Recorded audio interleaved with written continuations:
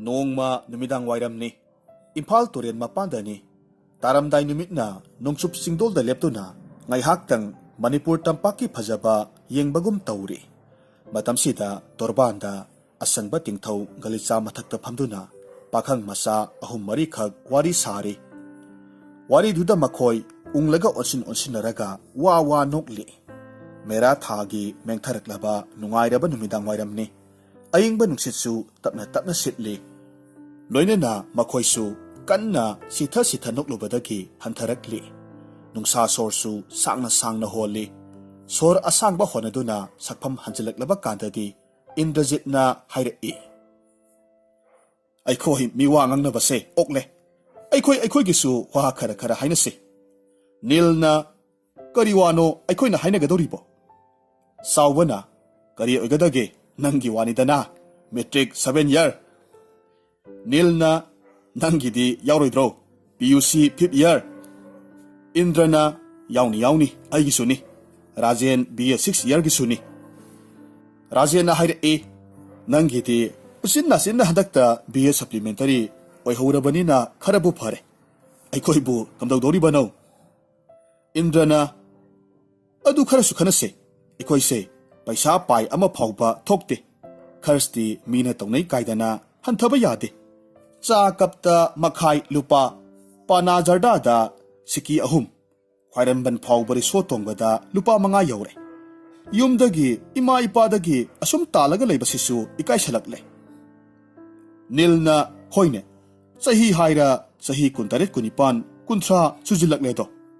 Sawana imanaba mani mohan Dina Mahen Tomba Khoi Loinamak Doctor Engineer SO Lecturer Thikadar Oidana Sen Namthi Khai Paikre. Aikoi di ima ipana leibiba cycle atek budu phauba sembangam dadana tongba phangtredana. Rajena sumine aduga aina yamna nungaijadaba thawaise prok sakpa amadi leye. Aikoi gi nungsina jarambi ibetombi mala sanahanbi khoido makhoina loinamak lawkhredo. Indrana hoine na iko nupisingse aduk nungsinaramba siminasi kaka hairambado. Sel khoina paidraba thabak kaka amata phangdraba sidadi loina hek nathokida. Haujik sibu thainagi thoibi gumbi sati kaka dubu leramkhigadrane. Nilna ado nupi pumbadi nateko. Aikoi gi sandani di haujik phawba hongdri. Aise metric phawba pass tawdibani. Aingodagi hena paraba BA MA Engineer Doctor MSc MPSc kaya na mabu haiba lakipotni. Mahana sukya yadabani. Mahak masamaksu handag MA thakravani. Mana aingoda selasi haiba phawba hairaklibani ne. Aina ai thabak tawdri sel thokdri kharangai kho haiduna lairibani. Rajena bah nangi sandani sidi 20th century gi Mahasati ne hey. Makoi mayam wa launa no e. Indrana makatara e. Haujik kaldadi selbu pairabadi. Lai masana natragasu. Taibungo, maibungo, kuraibungo, singaktani. Selbu lairabadi. Atangba laite. Pangdaba laitabani. Kalidadi sel paibana razane. Aduna. Aikoisu sel thoknanaba karitoksike. Sawbana. Hoine. Aikoisi parikha haira khangdrabanina phana silagasu pass tawraroi. Sahidi nongmagi hapsilaklido. Paisa su paidabanina thabak phangbagi wadi leite. Indrana adugi hairagadi aikoi interview se phana yamna yaure. Khalakpadi lairadana waiting list ta phawba ngasi phawba yaudri. Pion constable grade 4 lising manga. Kerani turani lising tara. High school gi oza police sub inspector lising kun. SDC lecturer lising kuntra. MSc MPSc engineering lising yankhaidagi lak yoruba kansida kadaidagi paisano aikoina lawrudosibo thabak phangbagi walaite. Rajenna aoibane mi khwai thika tawne supply tawi haiduna yauruni.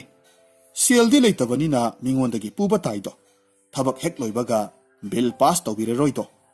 Sel leiga leitega office ta hangat handa khars kayadudagi engineer SO gi 10% 5% ꯑꯗꯨꯗꯒꯤꯗꯤ ꯁꯦꯡꯒꯥꯎ ꯄꯥꯏꯕꯒꯤ ꯁꯦꯟꯗꯣꯏ ꯆꯥꯃꯗ ꯊꯥꯗ 5 ꯍꯨꯟꯕꯗ ꯁꯦꯂꯨꯠ ꯃꯥꯡꯉꯤ ꯅꯥꯃꯠ ꯁꯤꯠꯂꯤ ꯃꯇꯝ ꯃꯥꯡꯉꯤꯗꯣ ꯃꯃꯩꯗ ꯏꯃꯥ ꯏꯄꯥꯒꯤ ꯂꯧ ꯏꯪꯈꯣꯜ ꯕꯟꯙꯥꯟ ꯃꯤꯡꯒꯧ ꯀꯥꯗꯤ ꯊꯤꯀꯥꯗꯥꯔ contractor ꯅꯤꯡꯒꯣꯡꯗꯤ ꯊꯥꯡꯖꯧꯅ ꯌꯥꯟꯕꯗ E ꯊꯣꯛꯇ꯭ꯔꯦ ꯀꯔꯤꯅꯣ ꯑꯩꯈꯣꯏꯅ ꯇꯧꯗꯣꯔꯤꯁꯤꯕꯣ ꯅꯤꯜꯅ ꯂꯂꯣꯟ ꯏꯇꯤꯛ ꯀꯔꯕꯥꯔ ꯇꯧꯁꯤ ꯍꯥꯏꯔ ꯂꯂꯣꯟ ꯁꯦꯜꯁꯨ ꯂꯩꯇꯦ ꯑꯗꯨꯒ ꯃꯇꯦꯛ ꯄꯥꯏꯗꯒꯤ ꯁꯥꯒꯠꯄ ꯏꯃꯥ ꯄꯨꯛꯅꯨꯡꯗꯒꯤ ꯍꯩꯅꯗ꯭ꯔꯕ ꯃꯩꯇꯩ ꯑꯣꯏꯅ ꯄꯣꯛꯂꯔꯕ ꯑꯩꯈꯣꯏꯅ ꯍꯩꯅꯕꯁꯨ ꯅꯠꯇꯦ ꯃꯌꯥꯡ ꯕꯪꯒꯥꯂꯤ ꯃꯔꯋꯥꯔꯤ ꯄꯟꯖꯥꯕꯤ ꯗꯦꯁꯋꯥꯂꯤꯅ ꯆꯥ ꯑꯗꯨꯅ ꯇꯣꯛꯏ ꯃꯩꯇꯩ ꯃꯆꯥ ꯈꯔ ꯂꯂꯣꯟ ꯏꯇꯤꯛ ꯀꯔꯕꯥꯔ ꯈꯔ ꯍꯧꯈꯩ ꯍꯧꯔꯨꯔꯒ ꯃꯃꯩꯗ ꯃꯈꯣꯏꯒꯤ ꯆꯥꯀꯔ ꯑꯣꯏꯈꯤꯕ ꯐꯅ ꯌꯥꯝꯈ꯭ꯔꯦ ꯆꯥꯎꯕꯅ ꯏꯍꯦ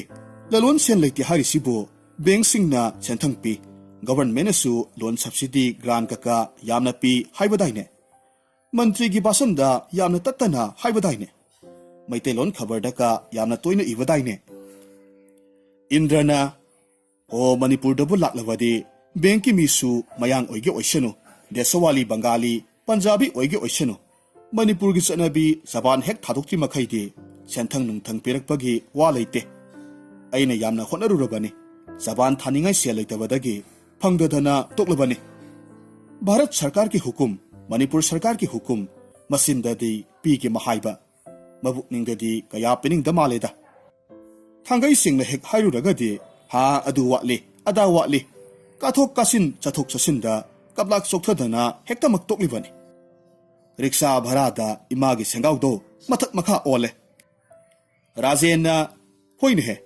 ꯃꯗꯨꯗꯤ ꯑꯩꯁꯨ ꯈꯪꯉꯤ ꯂꯨꯄꯥ 10,000 ꯂꯣꯟ ꯐꯪꯅꯅꯕ ꯍꯣꯠꯅꯕꯗ ꯔꯤꯛꯁꯥꯒꯤ ꯈꯔꯆ ꯆꯥꯒꯤ ꯈꯔꯆ ꯆꯕꯥꯟꯒꯤ ꯈꯔꯆ 5,000 ꯇꯥꯅ ꯆꯪꯈ꯭ꯔꯦ ꯀꯔꯤꯒꯨꯝꯕ ꯀꯥꯟꯗꯁꯨ ꯐꯪꯗꯗꯅ ꯅꯥꯃꯠ ꯁꯤꯠꯇꯨꯅ ꯃꯇꯝ ꯃꯥꯡꯗꯨꯅ ꯇꯣꯛꯄꯁꯨ ꯌꯥꯎꯔꯤ ꯄꯣꯠꯅꯤ ꯐꯪꯂꯕꯁꯨ ꯊꯥꯡꯒꯩꯁꯤꯡꯅ ꯈꯨꯠꯇ 5,000 ꯈꯛꯇꯪ ꯐꯪꯂꯒ 10,000 ꯐꯪꯂꯦ ꯍꯥꯏꯗꯅ ꯁꯍꯤ ꯇꯧꯕ 10,000ꯒꯤ ꯁꯦꯟꯗꯣꯏꯒ ꯀꯣꯟꯅꯅ ꯁꯤꯡꯕ ꯇꯥꯕ ꯀꯅꯥꯅꯕꯨ ꯁꯦꯟꯊꯪ ꯂꯧꯅꯤꯡꯒꯗꯧꯔꯤꯕꯅꯣ ꯂꯧꯔꯒ ꯀꯅꯥꯅ ꯁꯤꯡꯅꯤꯡꯒꯗꯧꯔꯤꯕꯅꯣ ꯁꯤꯡꯉꯣꯏꯗꯕ ꯃꯤ ꯈꯟꯗꯨꯅ ꯄꯤꯔꯒ ꯁꯤꯡꯗ꯭ꯔꯒ ꯁꯤꯡꯗ꯭ꯔꯦ ꯃꯊꯪ ꯄꯤꯔꯣꯏ ꯁꯤꯅꯦ ꯍꯧꯖꯤꯛꯀꯤ ꯕꯦꯡꯛꯀꯤ ꯊꯕꯛꯁꯦ ꯅꯤꯜꯅ ꯑꯩꯈꯣꯏꯅ ꯇꯥꯕꯗꯤ ꯃꯅꯤꯄꯨꯔꯗ ꯂꯩꯕ ꯁꯦꯗꯨꯜ ꯕꯦꯡꯛꯁꯤꯡꯁꯤ ꯃꯐꯝꯁꯤꯒꯤ ꯃꯤꯅ ꯗꯤꯄꯣꯖꯤꯠ ꯇꯧꯕ ꯁꯦꯜꯒꯤ ꯁꯦꯟꯗꯣꯏꯅ ꯃꯅꯤꯄꯨꯔꯗ ꯆꯂꯥꯏꯔꯤꯕ ꯕꯦꯡꯛꯀꯤ ꯈꯔꯆ ꯄꯨꯝꯅꯃꯛ ꯂꯦꯝꯗꯨꯅ ꯃꯅꯤꯄꯨꯔꯒꯤ ꯋꯥꯡꯃꯗ ꯏꯟꯚꯦꯁꯠ ꯇꯧꯏ ꯍꯥꯏꯗꯅ ꯇꯥꯏꯅꯦ ꯔꯥꯖꯦꯟꯅ ꯑꯋꯣꯏꯕꯅꯤ ꯃꯅꯤꯄꯨꯔꯒꯤ ꯁꯦꯗꯨꯜ ꯕꯦꯡꯛꯁꯤꯡ ꯄꯨꯔꯤꯕꯁꯤꯡꯁꯤꯅ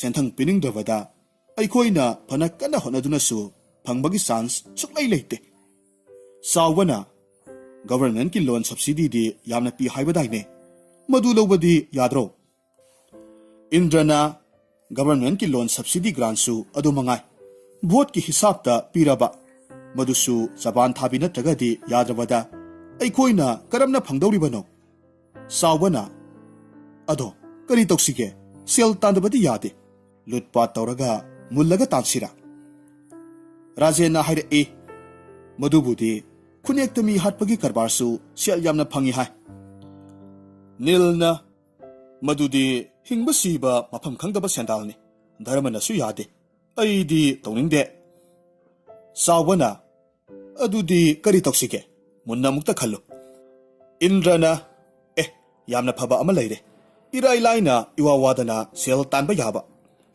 ꯅꯤꯜꯅ ꯆꯥꯎꯕ ꯀꯔꯤ ꯋꯥꯐꯝꯅꯣ ꯍꯥꯏꯔꯤꯁꯤꯕꯣ ꯏꯟꯗ꯭ꯔꯅ ꯍꯥꯏꯔꯝꯃꯤ ꯑꯣ ꯃꯥꯏꯕꯤ ꯂꯩꯐꯥꯎꯅꯦ ꯅꯤꯜꯅ ꯀꯔꯝꯅ ꯍꯦꯔꯥ ꯍꯧꯖꯤꯛꯀꯥꯟꯗꯗꯤ ꯄꯥꯟꯊꯣꯏꯕꯤ ꯈꯣꯏ ꯄꯥꯈꯪꯕ ꯈꯣꯏ ꯅꯣꯡꯄꯣꯛ ꯅꯤꯡꯊꯧ ꯈꯣꯏ ꯌꯥꯝꯅ ꯇꯣꯡꯅꯔꯕꯅꯤ ꯃꯤ ꯌꯥꯝꯅ ꯆꯠꯅꯩ ꯄꯩꯁꯥ ꯀꯥꯁꯨ ꯌꯥꯝꯅ ꯀꯠꯅꯩ ꯆꯥꯎꯕꯅ ꯀꯔꯤꯅꯣꯅꯦ ꯅꯪꯅ ꯍꯥꯏꯔꯤꯕꯗꯨꯕꯣ ꯍꯦꯔꯥ ꯅꯈꯣꯏꯁꯤꯃ ꯈꯪꯈꯤꯗ꯭ꯔꯦꯍꯦ ꯚꯥꯞ ꯇꯥꯈꯤꯗ꯭ꯔꯦ ꯅꯈꯣꯏꯕꯨ ꯇꯥꯗ꯭ꯔꯣ ꯅꯝꯕꯣꯜꯒꯤ ꯂꯥꯏ ꯏꯕꯦꯝꯃ ꯈꯣꯡꯃꯟꯒꯤ ꯏꯙꯧ ꯈꯨꯔꯥꯏꯒꯤ ꯖꯒꯠ ꯃꯥꯇꯥ ꯆꯤꯉꯥꯃꯈꯥꯒꯤ ꯈꯨꯃꯟ ꯄꯣꯛꯄ ꯂꯥꯡꯖꯤꯡꯒꯤ ꯂꯨꯋꯥꯡ ꯄꯣꯛꯄ ꯔꯥꯖꯦꯟꯅ ꯃꯈꯣꯏꯗꯨꯗꯤ ꯃꯁꯥꯅ ꯂꯥꯏ ꯇꯣꯡꯕꯗꯒꯤ ꯂꯩꯐꯥꯎ ꯄꯤꯕ ꯉꯝꯕꯅꯤ ꯂꯥꯏꯗꯤ ꯇꯣꯡꯗꯅ ꯑꯩꯈꯣꯏꯅ ꯀꯔꯝꯅ ꯂꯩꯐꯥꯎ ꯐꯥꯎꯒꯗꯧꯔꯤꯕꯅꯣ ꯆꯩꯗꯨꯝ ꯆꯥꯔꯒ ꯇꯣꯛꯀꯅꯤꯀꯣ ꯏꯟꯗ꯭ꯔꯅ ꯍꯦꯔꯥ ꯃꯗꯨꯕꯨ ꯀꯌꯥꯝ ꯂꯨꯕ ꯊꯕꯛꯅꯣ ꯅꯠꯇꯦ ꯅꯪꯕꯨ BA ꯁꯥꯏꯀꯣꯂꯣꯖꯤ ꯀꯥꯁꯨ ꯂꯧꯈꯤꯕꯗꯥꯏꯅꯦ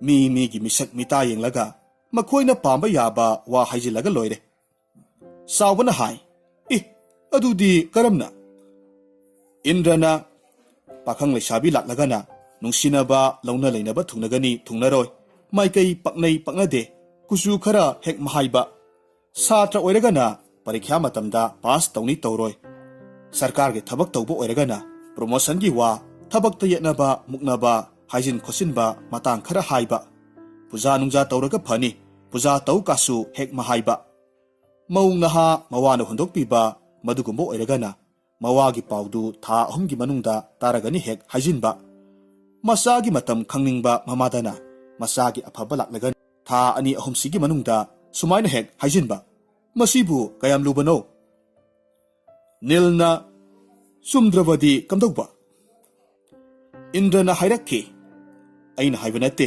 ꯂꯥꯏꯅ ꯍꯥꯏꯕꯅꯤ ꯍꯥꯏꯔꯒ ꯂꯣꯏꯔꯦ ꯀꯔꯤꯒꯨꯝꯕ ꯆꯨꯝꯗ꯭ꯔꯒꯁꯨ ꯂꯥꯏꯅ ꯃꯆꯤꯟ ꯊꯤꯕ ꯃꯔꯥꯏꯅ ꯇꯥꯖꯅꯤ ꯑꯗꯨꯒ ꯍꯥꯏꯈꯤꯕ ꯃꯌꯥꯝꯗꯨꯒꯤ ꯃꯔꯛꯇ ꯈꯔꯗꯤ ꯁꯣꯏꯗꯅ ꯆꯨꯝꯒꯅꯤꯗꯅ ꯑꯆꯨꯝꯕ ꯀꯥꯡꯕꯨ ꯑꯗꯨꯅ ꯆꯨꯝꯃꯤ ꯍꯥꯏꯅꯈꯤꯗꯅ ꯃꯤ ꯑꯇꯩ ꯄꯨꯔꯒ ꯑꯃꯨꯛꯁꯨ ꯂꯥꯛꯀꯗꯧꯔꯤꯕꯅꯤ ꯆꯨꯝꯗꯕ ꯀꯥꯡꯕꯨꯅ ꯆꯨꯝꯗꯦ ꯍꯥꯏꯗꯨꯅ ꯑꯗꯨꯝ ꯂꯥꯛꯂꯔꯣꯏ ꯆꯥꯎꯕꯅ ꯍꯣꯏꯗ ꯑꯗꯨꯕꯨꯗꯤ ꯆꯨꯝꯗꯦ ꯍꯥꯏꯗꯨꯅ ꯑꯗꯨꯝ ꯇꯣꯛꯏ ꯀꯅꯥꯅꯁꯨ ꯍꯟꯗꯨꯅ ꯋꯥꯐꯥꯡꯅꯔꯨꯗꯦ ꯏꯟꯗ꯭ꯔꯅ ꯍꯪꯂꯔꯒꯅ ꯁꯣꯏꯗꯅ ꯆꯨꯝꯒꯅꯤ ꯑꯣꯏꯒꯅꯤ ꯊꯥ 2-3ꯒꯤ ꯃꯇꯨꯡꯗ ꯍꯦꯛꯇꯃꯛ ꯍꯥꯏꯔꯒ ꯂꯣꯏꯔꯦ ꯅꯤꯜꯅ ꯑꯃꯨꯛ ꯍꯥꯏꯔꯛꯈꯤ ꯔꯥꯖꯦꯟ ꯁꯤꯗꯤ ꯌꯥꯝꯅ ꯐꯕ ꯋꯥꯅꯤ ꯑꯩꯈꯣꯏ ꯅꯪꯒꯤ ꯃꯇꯦꯡ ꯄꯥꯡꯒꯦ ꯆꯨꯝꯈ꯭ꯔꯦ ꯍꯥꯏꯗꯨꯅ ꯄ꯭ꯔꯣꯄꯥꯒꯥꯟꯗꯥ ꯇꯧꯒꯅꯤ ꯑꯈꯪꯕ ꯄꯥꯎ ꯅꯪꯉꯣꯟꯗ ꯍꯥꯟꯅ ꯇꯥꯛꯀꯅꯤ ꯁꯤꯗꯕꯨ ꯀꯔꯤ ꯀꯤꯅꯤꯡꯉꯥꯏ ꯂꯩꯒꯦ ꯏꯟꯗ꯭ꯔꯅ ꯑꯗꯨꯒ ꯑꯐꯪꯕ ꯁꯦꯜꯗꯣ ꯑꯩꯈꯣꯏ ꯌꯦꯟꯅꯁꯤ ꯑꯁꯨꯝꯅ ꯅꯨꯃꯤꯠꯇꯨꯒꯤ ꯃꯇꯨꯡꯗ ꯅꯨꯃꯤꯠ 2-3 ꯃꯈꯣꯏ ꯃꯔꯤꯗꯨ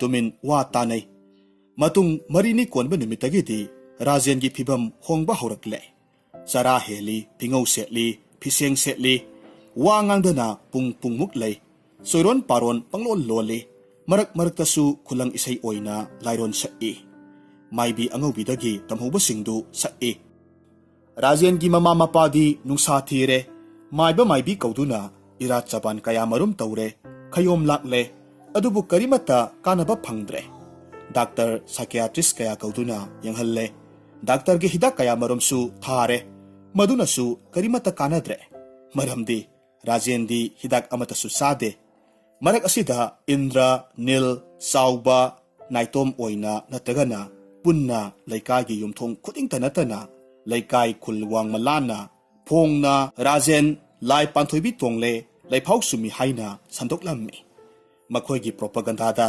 ꯁꯔꯀꯥꯔꯒꯤ ꯑꯆꯧꯕ ꯀꯔꯃꯆꯥꯔꯤ ꯁ꯭ꯔꯤ ꯕ꯭ꯔꯖꯃꯅꯤꯁꯨ ꯇꯥꯈ꯭ꯔꯦ ꯁ꯭ꯔꯤ ꯕ꯭ꯔꯖꯃꯅꯤ ꯁꯤꯡꯍ ꯑꯆꯧꯕ ꯑꯣꯐꯤꯁꯥꯔ ꯑꯃꯅꯤ ꯃꯄꯥ ꯃꯄꯨꯅ ꯆꯠꯂꯝꯕ ꯍꯤꯟꯗꯨ ꯙꯔꯃ ꯑꯁꯨꯛꯀꯤ ꯃꯇꯤꯛ ꯊꯥꯖꯕ ꯃꯤꯁꯛ ꯑꯃꯅꯤ ꯁ꯭ꯔꯤ ꯒꯧꯔꯥꯡꯒ ꯃꯍꯥꯄ꯭ꯔꯚꯨꯒꯤ ꯁꯦꯕꯛ ꯅꯥꯔꯣꯇꯝ ꯗꯥꯁ ꯊꯥꯀꯨꯔꯒꯤ ꯁꯝꯄ꯭ꯔꯥꯏꯗꯅꯤ ꯆꯟꯗꯟ ꯆꯋꯥ ꯊꯤꯟꯗꯕ ꯅꯣꯡꯃꯠꯇ ꯎꯗꯦ ꯑꯣꯐꯤꯁꯇ ꯃꯌꯥꯝꯅ ꯃꯍꯥꯛꯄꯨ ꯌꯨꯝꯅꯥꯝ ꯆꯟꯗꯟ ꯇꯩ ꯍꯥꯏꯔꯒ ꯈꯪꯅꯩ ꯁ꯭ꯔꯤ ꯕ꯭ꯔꯖꯃꯅꯤ ꯁꯤꯡꯍ ꯑꯌꯨꯛ ꯉꯟꯅ ꯍꯧꯒꯠꯂꯤ ꯅꯨꯃꯤꯠ ꯈꯨꯗꯤꯡꯒꯤ ꯇꯨꯜꯁꯤ ꯋꯥꯏ ꯇꯩ ꯏꯔꯨ ꯃꯥꯏꯊꯖꯔꯒ ꯆꯟꯗꯣꯟ ꯂꯥꯏꯄꯣꯠ ꯄꯨꯊꯣꯛꯇꯨꯅ ꯆꯟꯗꯣꯟ ꯆꯋꯥ ꯍꯛꯆꯥꯡꯒꯤ ꯃꯐꯝ 12ꯗ ꯊꯤꯜꯂꯤ ꯃꯇꯨꯡꯗ ꯃꯥꯅ ꯂꯥꯠꯆꯕ ꯁ꯭ꯔꯤ ꯕ꯭ꯔꯖꯅꯥꯊꯖꯤ ꯑꯃꯗꯤ ꯔꯥꯁꯦꯁꯣꯔꯤꯒꯤ ꯗꯔꯁꯟ ꯇꯧꯏ ꯃꯇꯨꯡꯗ ꯌꯨꯝꯗ ꯍꯜꯂꯛꯂꯕ ꯃꯇꯨꯡꯗ ꯇꯨꯜꯁꯤ ꯁꯦꯕꯥ ꯇꯧꯏ ꯃꯗꯨꯒꯤ ꯃꯇꯨꯡꯗ ꯁ꯭ꯔꯤ ꯍꯔꯤꯗ ꯀꯠꯂꯕ ꯄ꯭ꯔꯁꯥꯗꯤ ꯐꯪꯂꯕ ꯃꯇꯨꯡꯗ ꯑꯣꯐꯤꯁꯅꯆꯤꯡꯕ ꯆꯠꯂꯤ ꯑꯁꯤꯇ ꯅꯠꯇꯅ ꯅꯤꯌꯝ ꯂꯥꯏꯔꯤꯛ ꯇꯥꯕ ꯋꯥꯔꯤ ꯂꯥꯏꯔꯤꯛ ꯇꯥꯕ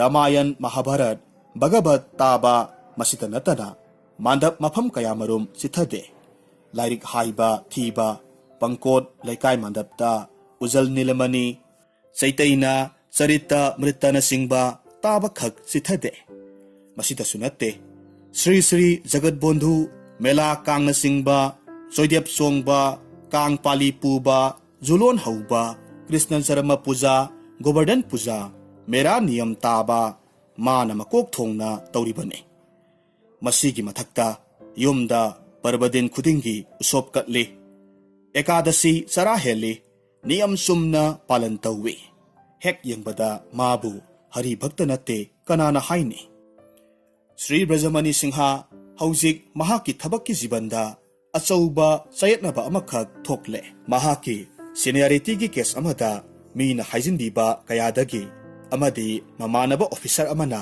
ꯀꯟꯅ ꯌꯦꯠꯄꯗꯒꯤ ꯃꯥꯒꯤ ꯑꯣꯏꯐꯝ ꯊꯣꯛꯄ ꯁꯦꯅꯤꯌꯔꯤꯇꯤꯗꯨ ꯐꯪꯗꯕꯗꯒꯤ माना फंगफम थोकपा प्रमोशन दु फंगद्रे मखादा लैबा ऑफिसर अनि अहुमना माबु कालगा प्रमोशन काथोखरे माना दरखास्त फना थाई अदुबु कानवदी फंगदे कनाना हाइजिलिबनो कनाना येलिबनो तंगदांगबा खंगदे माना सिंगनबा ऑफिसर अमदि लै अदुबु प्रमाण लैतबना महाग मथक्ता वाकत फमसु खंगदे खोइदौ सावगतले Nongma अयुक अमदा थबक अमगिनी हाइदुना Indira मखोइदा lucky assume assume थबक इनखांग promotion की वारी वाताई सानरकपा मतमदा मागी वादु तारवदा इंद्र न हाइकी ए ताइबुंगो खुराई कोंगपांदा अनौबा लाई तोंबा नुपा अमखक लैये इबेमा पांथोइबी तोंबनी हाय मागी लैफाउदु अखोइददी यामना चुमख्रे ताइबुंगोसु नोंमतंग यंगबियु माना यामना चुमना फाउगनबा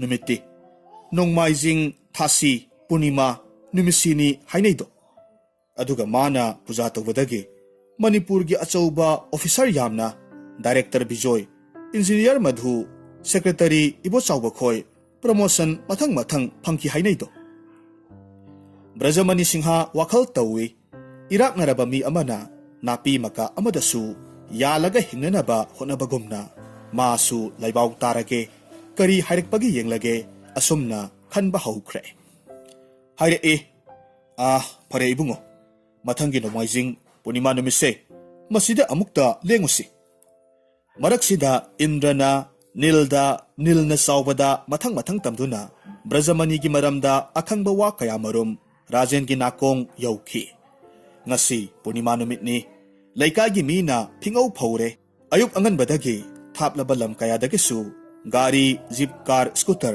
लूना साइकिल तोंदुना मी कया मरुम लाक्नरे मीना क्रिक क्रिक इनरे राजेन की पांथोइबी की संगलेन ममांगदा हैरुक कारी सेंग हैरी लैसु कतली लैमांगदा माना ngamjaba दखिना लुपा मंगा तरा चामा कटनरी संगलेन ममांगदा खोइरु थांगमई मोमबती परेंग परेंग थाली धुप थारी लैमांगदा चफु अमदा इसिंग थन्ना हपलगा तारेन मसा अमा लुपलगा थम्मी फमलिबा मियामदुगी मरक्ता श्री ब्रजमणिसु याउरी फिंगौ सेलबा मकोक्ता लैसु कया थेलबा राजेन थोरकले इमा पांथोइबी खुरुमले इसाइफुदगी तारेन मसा पाइखतुना लाक्लिबा फमलिबा मी पुमनमक्ता इसिंग खिक्तोई मथंगदा लैमांगदा फमथखरे नुंगसिरबा खोंजेलना लाइरोन छकलकले ngaihak leragadi masa tanik tanikle humang marik marik karakle mamit usinkhre khanghaudana laibau thitharakle nahale iya taibang inung yai naben sidabi aina haibige hai pangna palidako idairem haurei kha pangbada leibi mathot karak lebi naben aigi damakta singel kharadang puraduna hobe hobe selaktuna laton amada yomduna naben aigi imangda pop hek thadarambi ओइगी लमदांग ओइबी इकुई कुइदना Mimang फंबा तारेदो सेक्सिलु है नबुदौ नबेंदौगी हैरुक खरा काजरउ नोंगलेन इराय निमित्ता फिजोन होंजौ ngathokpige hai nahale iya taibang inung yai naben sidabi aina haidabar hai haurei khanong pokta leiba inkhalak liba pakhang mathot karakpa nokrem haigrem nabendau aibu usitaba lai sunatte toksinaba karem kathai mangangba langthai manungda samne karine phimang setla langsilamba khangnido nayang thekedo ngasi korong nongjadagi numit singbum tarani gi manungda hairuk haira kaduna nabudo sidawada haijero thaunijaro kanbige hai iya taibang inung yai naben sidabi aina haidabara hai haurei nongsup pangba lam ahal matam oiraba kapla kuru karaba amatangbu ikui kuidana taurang phakta on ayona heri basi nonglen nungjadagi numit singbum tarama thoini suba numitta amam lokpu tangani guru phamkhong paikre naben sidabi aina kanbangam je hai idaire nahale iya taibang inung yai naben sidabi aina haidabara hai idairem haure nungsup pangba turel ikhai wangmada leiba samana ba sayeng pambam ganariba asoba phamthon munariba mana kaida aina kaida yengnariba idairem nungsuk nungjanaganu ningjaba thungani naben aina ure hei idairem nangbu lai amangbana yatuna leibadagi phangpham thokpa kaya marom mangjare hei inung yai nabudau irat thongni jau Idairem nangdi pangida. Nabin aina kubigeduna nangi ingkol chagoy nungda nongpok singkhaida leibabu idairem nangna khangdedo. Nabudoksu nangbu kubiba lakpani. Sanglen katna kurumjau yaipagani do. Loidam thabum ahum nungda yaipagani hai. Pangida ko idairem nangse nangi ingkol nungda hi yai leirabasu thidedo. Nangbu kubiga lakpa nabudoksu thawoidedo. Inung yai waganu. Loidam thabum ahumta mangaire. Asumna lai kakre, lai thangnaba sawana, isai fudagi tairen masa manana sotlaba ising saishilli, rajen gyan tarakle. Lai phau taramba pumnamag, lai rembi kurumnay, hayruk yeli. Sri Brajamani Singha, lai baudu yamna sumi haina khalli, adubu amuksu, mabuk ningadi singadaba ngamde. Angamba lupa mga taradang katli. Aduga rajen ki manakta sangsilaglaga, ibema panthoybida, Magidamak munna hangbiko hayrame. Rajena matangi numit taraba matungda lakpiyu haiki. Sri Brajamani Singha mayumda hanikre, kanki, away babu oirigadra, panghai haibabu oirigadra.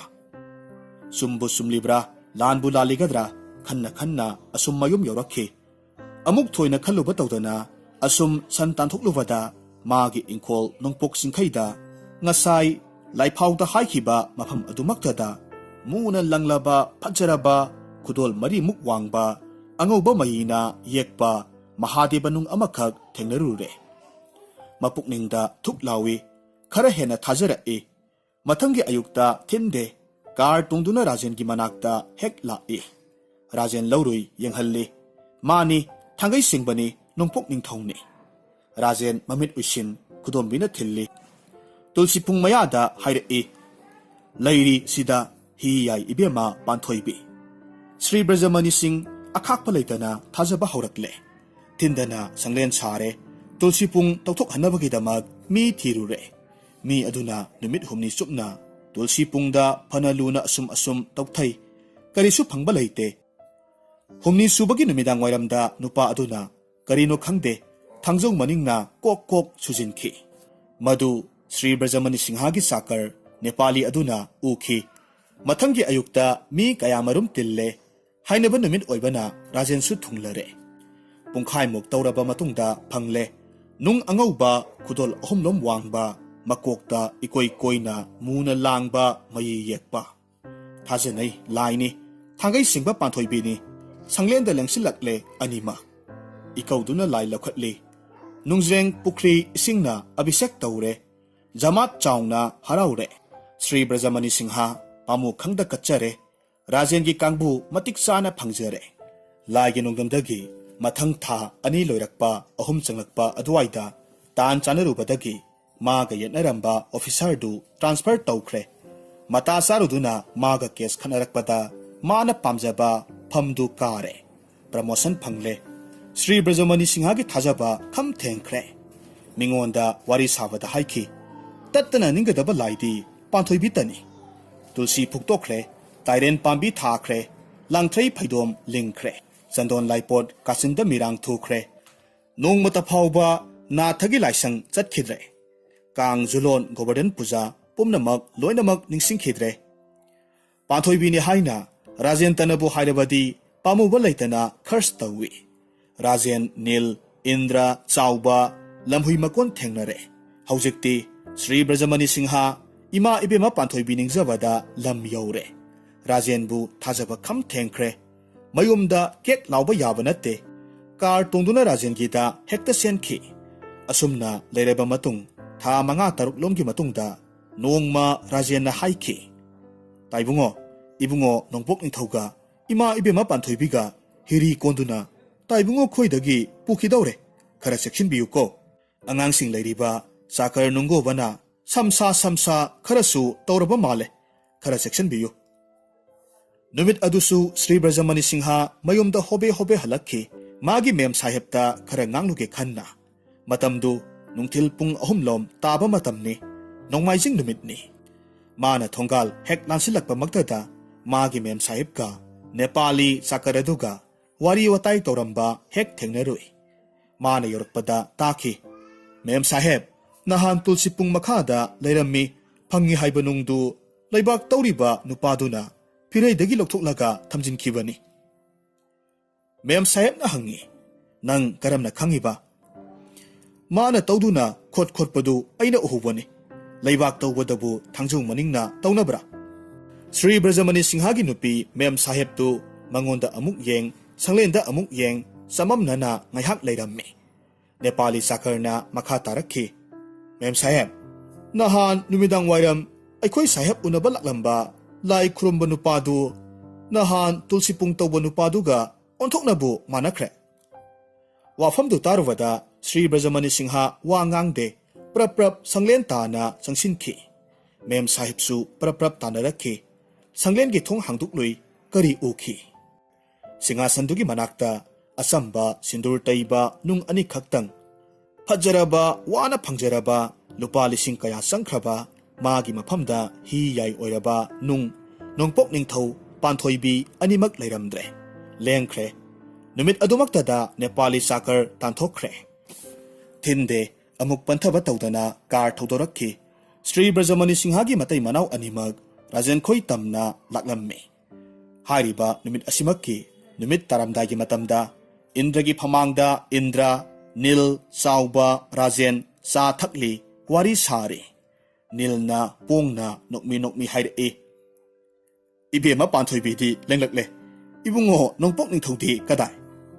ꯁꯪꯂꯦꯟꯗꯁꯨ ꯎꯔꯝꯗꯦ꯫ ꯑꯁꯨꯝ ꯍꯥꯏꯗꯅ ꯐꯨꯔꯤꯠꯈꯥꯎꯗꯒꯤ ꯐꯖꯔꯕ ꯅꯨꯡꯒꯤ ꯄꯥꯟꯊꯣꯏꯕꯤꯗꯨ ꯄꯨꯊꯣꯔꯛꯂꯝꯃꯤ꯫ ꯈ꯭ꯋꯥꯏꯒꯤ ꯃꯌꯥꯝ ꯃꯃꯥꯡꯗ ꯊꯝꯃꯤ꯫ ꯃꯈꯣꯏ ꯄꯨꯝꯅꯃꯛ ꯃꯨꯟꯅ ꯌꯦꯡꯉꯤ꯫ ꯉꯥꯏꯍꯥꯛ ꯇꯨꯃꯤꯟ ꯂꯩꯅꯩ꯫ ꯀꯅꯥꯁꯨ ꯋꯥ ꯉꯥꯡꯂꯛꯇ꯭ꯔꯕꯗ ꯃꯍꯩ ꯅꯨꯡꯁꯥ ꯊꯤꯟꯅꯔꯛꯏ꯫ ꯊꯥꯡꯒꯩ ꯁꯦꯡꯕꯃꯛ ꯂꯩꯇ꯭ꯔꯕꯔꯥ?